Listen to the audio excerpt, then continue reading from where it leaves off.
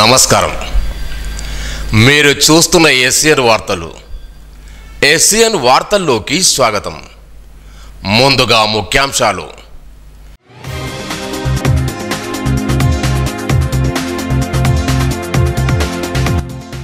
కేంద్ర ప్రభుత్వ పథకాల అమలుకు చర్యలు చేపట్టాలి. పార్లమెంట్ సభ్యులు గేడం నాగేష్.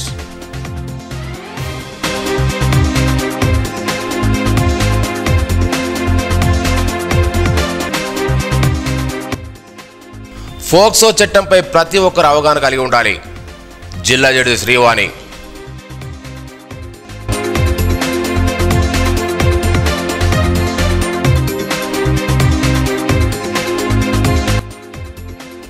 దేశవ్యాప్త సార్వత్రిక సమ్మెలో భాగంగా నిర్మల్లో కార్మికుల భారీ ర్యాలీ.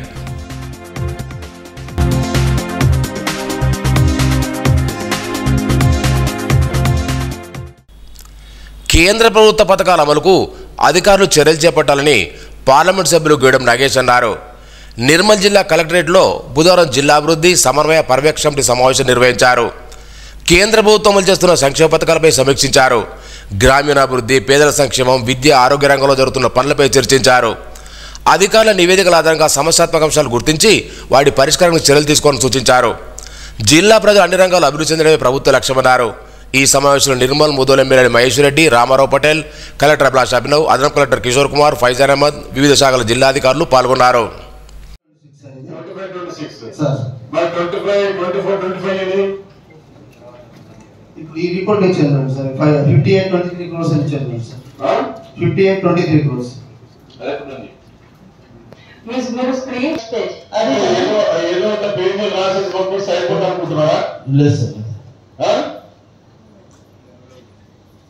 మీరు కూడా గంట సేపు చెప్తాం పేజీల్ని, అప్పుడు వస్తాం మీటింగ్కి. ఒట్టే రామయ్య కూడా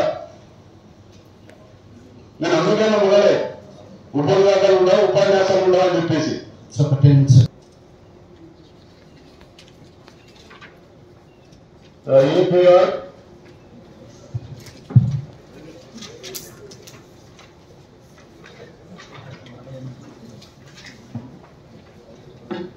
Page number 20 to 25. Digital record modification program ఉందా? మోడరేషన్ ఏం లేదు కదా? ఎలక్ట్రానిక్ డిస్ట్రిక్ట్ లోనే ఇక్కడ మన జిల్లాలో 429 రిలీజ్ సార్. ఎలక్ట్రానిక్ డిస్ట్రిక్ట్ లోనే ఉన్నప్పుడే all digitalize maps, survey records, records అన్ని కంప్లీటెడ్ సార్. ఇప్పుడు ఏం లేదు సార్, తెలియదు సార్. ఎలక్ట్రిసిటీ సార్ నమస్కారం సార్. సార్ మాది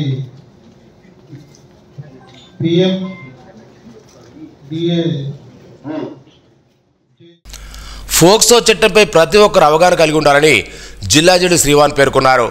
బుధవారం నిర్మల్ జిల్లా కేంద్రం నిర్వహించిన అవగాహన కార్యక్రమానికి ఆమె ముఖ్య అతిథిగా హాజరై జ్యోతి ప్రజ్వలన చేసి కార్యక్రమాన్ని ప్రారంభించారు. ఫోక్సో చట్టం ప్రతి ఒక్క రక్షణకు రూపొందించిందని తెలిపారు. ముఖ్యంగా మహిళలు ఈ చట్టం ద్వారా న్యాయం పొందుతారని, చట్టంపై ప్రతి ఒక్కరు అవగాహన కలిగి ఉండాలని సూచించారు. బాధ్యత మహిళలు నేరుగా న్యాయ సేవ సంస్థను సంప్రదించి న్యాయాన్ని పొందాలని సూచించారు. ఈ కారణంలో పలువురు జిల్లాధికారులు పాల్గొన్నారు.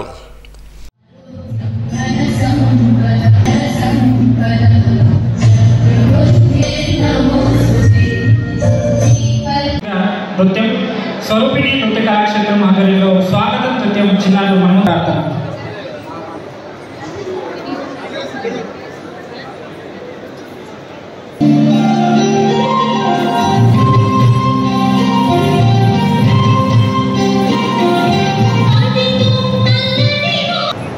మాతృదేవోభవ, పితృదేవోభవ, ఆచార్యదేవోభవ అంటారు. అలాగే ఎవరిని ఏది అన్నా అనకపోయినా, పొగిడినా పొగడకపోయినా, గురు బ్రహ్మ, గురు విష్ణు, గురుదేవో మహేశ్వర, గురు సాక్షాత్ పరబ్రహ్మ, తస్మై శ్రీ గురువే నమః అని గురువుకి అంత పెద్ద స్థానం ఇచ్చారు. అలాంటి గురువుకి ఇట్లా ఫోక్సో చట్టం గురించి అవగాహన కల్పించిన వాళ్ళని ఒక విధంగా మంచిదైనా, ఒక విధంగా బాధాకరం. ఎందుకంటే టీచర్స్ ఈ చేతిలోనే పిల్లల భవిష్యత్తు ఉంటుంది. మేమందరం ఈ స్థాయిలో ఉన్నామంటే ఇలాంటి గురువులు ఇచ్చిన జీవనంతో ఇలాంటి గురువులు ఉద్యోగాలనే మేము ఈ స్థాయిలో ఉన్నాం.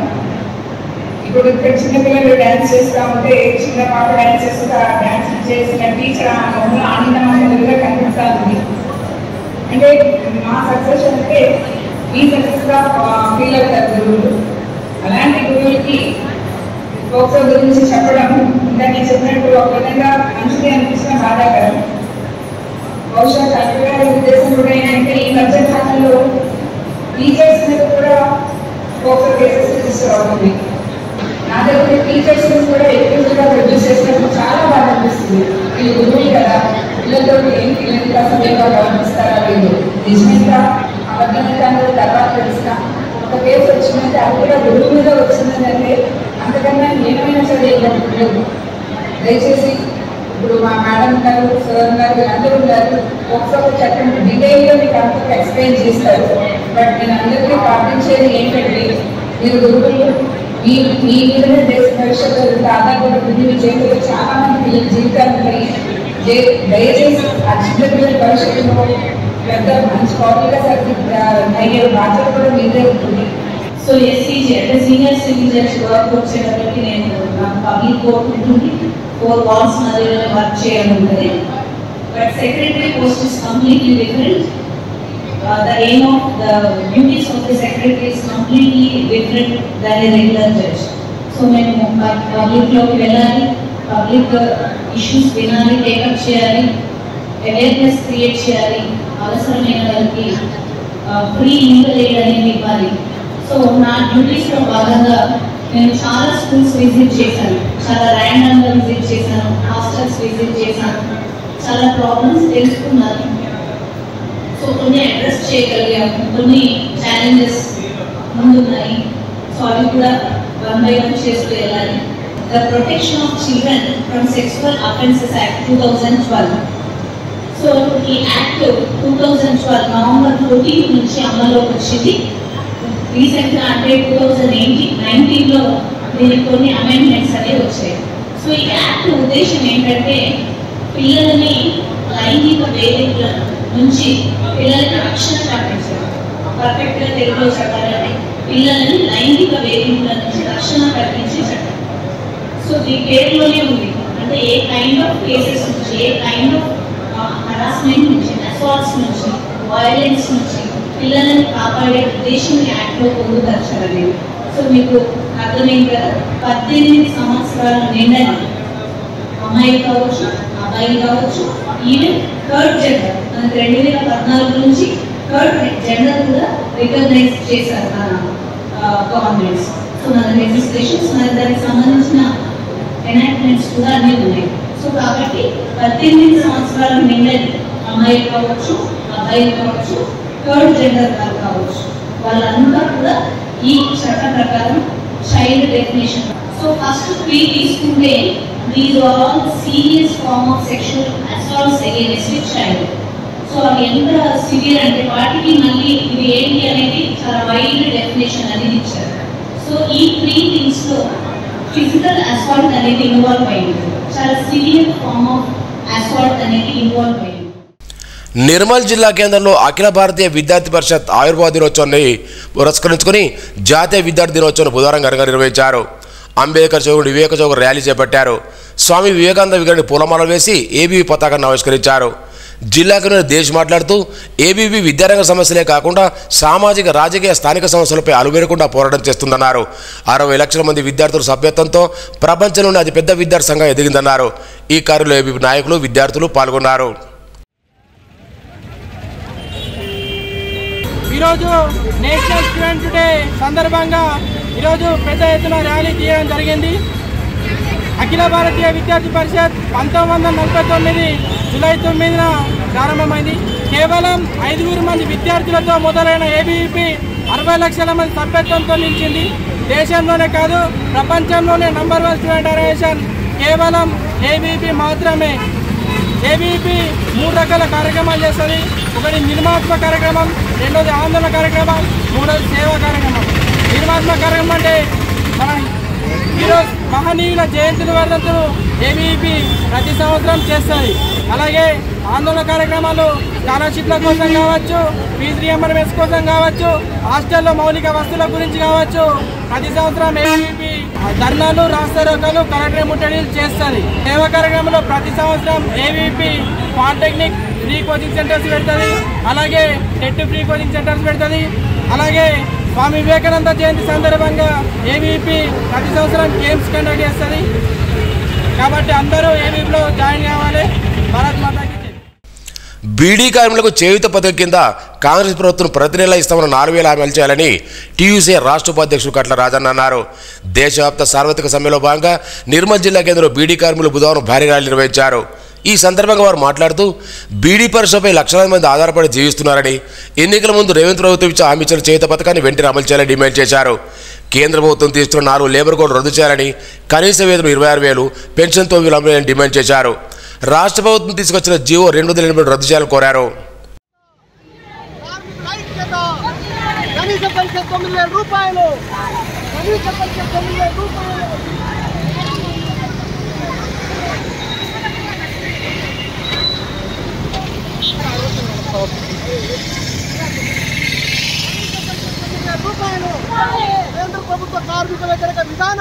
కేంద్ర ప్రభుత్వ కార్మిక రైతు వ్యతిరేక విధానాలు నిరసిస్తూ దేశవ్యాప్తంగా ఈ రోజు తలపెట్టినటువంటి సమ్మె నిర్మల్ జిల్లాలో సంపూర్ణంగా జరుగుతూ ఉంది.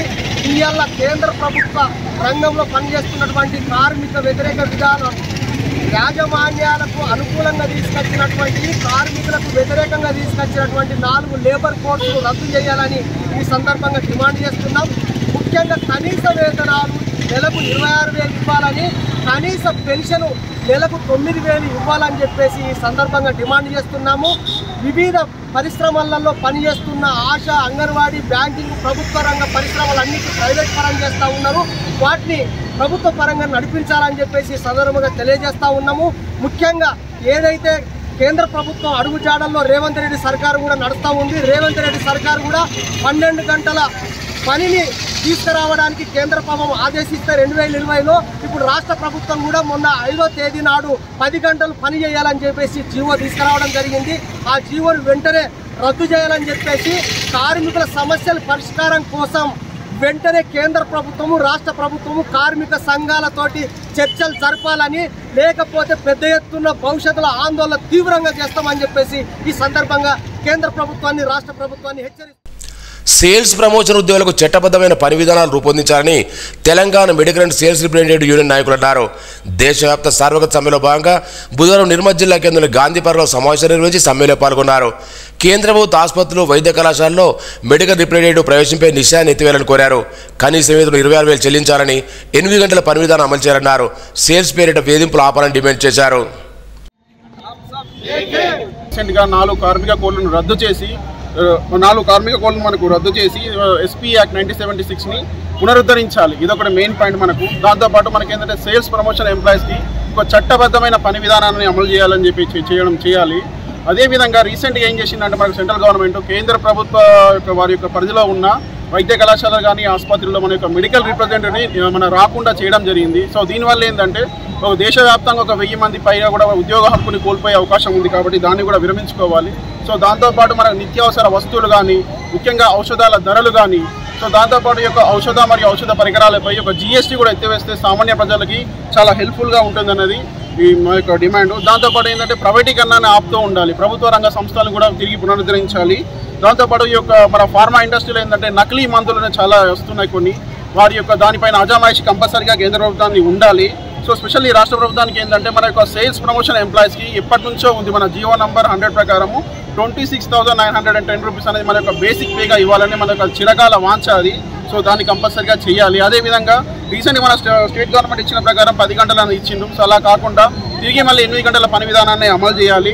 అదేవిధంగా యాజమాన్యాలకి ఏంటంటే ఫార్మా యాజమాన్యాలకి ఈ యొక్క సేల్స్ పేరిట మనని భయానకంగా విధంగా చేస్తున్నారు. సో దాన్ని తగ్గించుకోవాలి.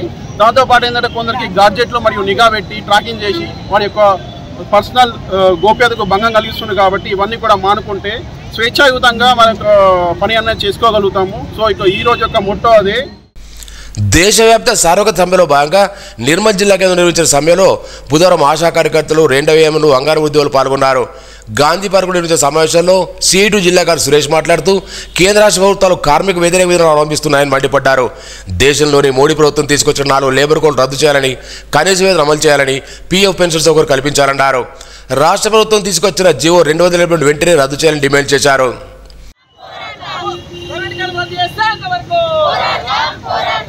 కనీస 26,000 రూపాయలు ఇచ్చేంత వరకు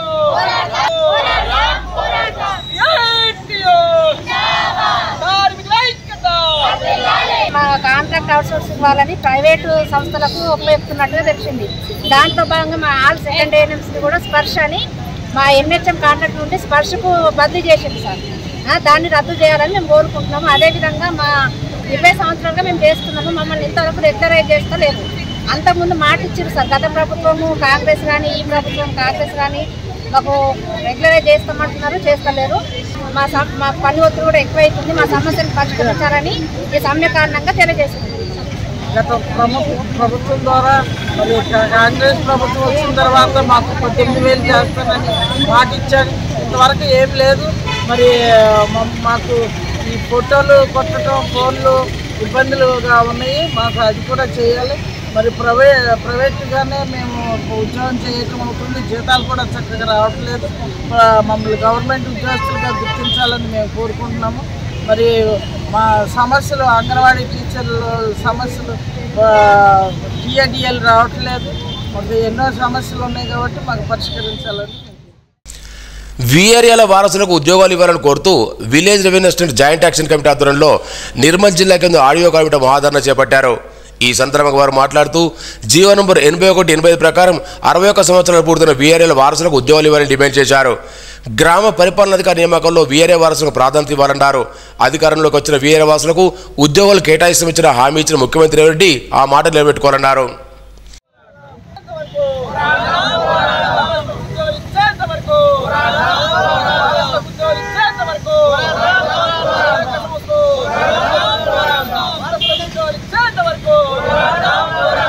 ఇప్పటికే రాష్ట్రంలో వీఆర్ఏలందరికీ ప్రభుత్వ ఉద్యోగాలు వివిధ డిపార్ట్మెంట్లలో ప్రభుత్వ ఉద్యోగాలు ఇవ్వడం జరిగింది. అదే తరహాలో ఇంకా 100కు పైగా నిర్మల్ జిల్లాలో వీఆర్ఏలు 61 సంవత్సరాలు నిన్న వాళ్ళకి ఇప్పటిదాకా ఉద్యోగాలు ఇవ్వలేని పరిస్థితులు ఉన్నారు. కాబట్టి 61 సంవత్సరాలు నిన్న వీఆర్ఏలు ఇంకా పరిగణన తీసుకునే వాళ్ళ వారసులకు ఉద్యోగాలు ఇవ్వాలి. అదేవిధంగా 81 జీవోని ఇంకా సవరించాల్సిన, మన పూర్తి కంప్లీట్గా చేయాల్సిన, ఇంప్లిమెంట్ చేయాల్సిన అవసరం ఇంకా ఈ రాష్ట్ర ప్రభుత్వం మీద ఉంది.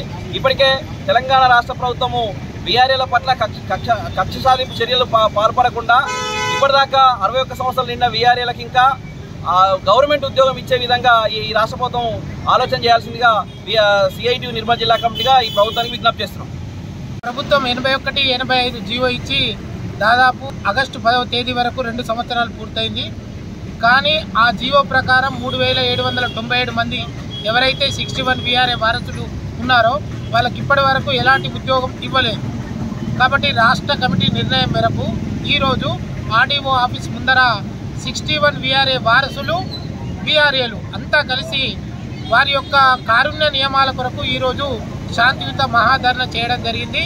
అయితే ఇప్పటికీ మన రాష్ట్ర ప్రభుత్వం దయచేసి బడుగు బలైన వర్గాలకు చెందిన వారందరము దయచేసి కుటుంబానికి దాదాపు 2 సంవత్సరాల నుంచి విపరీతమైన మండల్లో పని చేసి అలసిపోతున్నారు. కాబట్టి కొద్దిగా ప్రభుత్వం మా పైన దృష్టి పెట్టి 3,797 మందికి తక్షణమే 61 వీఆర్ఏ వారసులందరికీ 81 మరియు 85 జీవో ప్రకారం ఉద్యోగాలు ఇవ్వాలని ఈరోజు మహాధరణ చేశాం. కాబట్టి ఈ మహాధరణను దృష్టిలో పెట్టుకొని ప్రభుత్వం తొందరగానే మాకు ఉద్యోగాలు ఇవ్వాలని ఈ సందర్భంగా కోరుతున్నాం.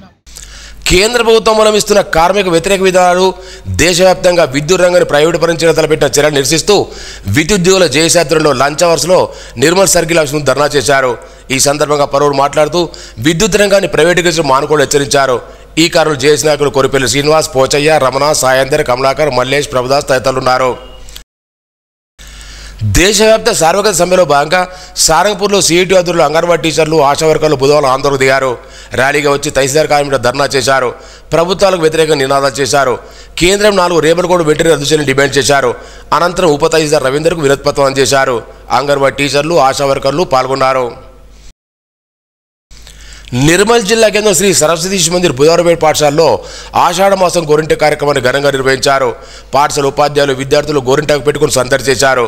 మన వాతావరణం ప్రకారం ఆషాఢంలో వర్షాలు పడడంతో వాతావరణం చల్లగా మారుతుందని, ఈ క్రమంలో సూక్ష్మక్రిములు చేతులకు అంటుకుని అంటురోగాలు వ్యాపించే క్రమంలో గోరింటాకు పెట్టుకుంటే అంటురోగాలు దరిచేరవని విద్యార్థులకు పాఠశాల ప్రధానాచార్యులు కొండూరు నరేష్ వివరించారు. పాఠశాల ఉపాధ్యాయులు, విద్యార్థులు తదితరులు పాల్గొన్నారు.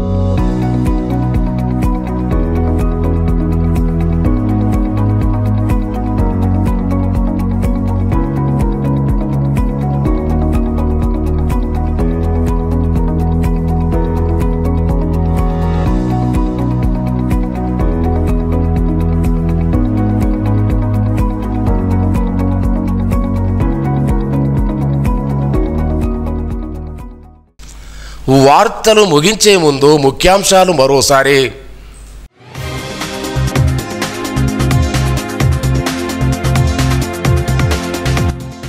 కేంద్ర ప్రభుత్వ పథకాల అమలుకు చర్యలు చేపట్టాలి.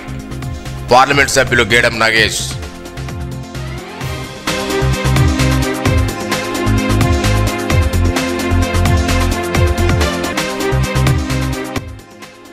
ఫోక్సో చట్టంపై ప్రతి ఒక్కరు అవగాహన కలిగి ఉండాలి. జిల్లా జడ్జి శ్రీవాణి.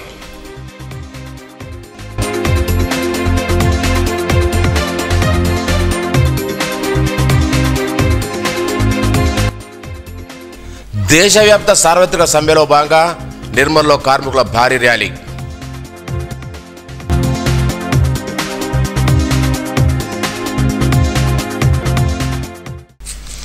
ఈ వార్తలు ఇంతటితో సమాప్తం. తిరిగి రేపు ఇదే వేళ కలుసుకుందాం. అంతవరకు సెలవు. నమస్కారం.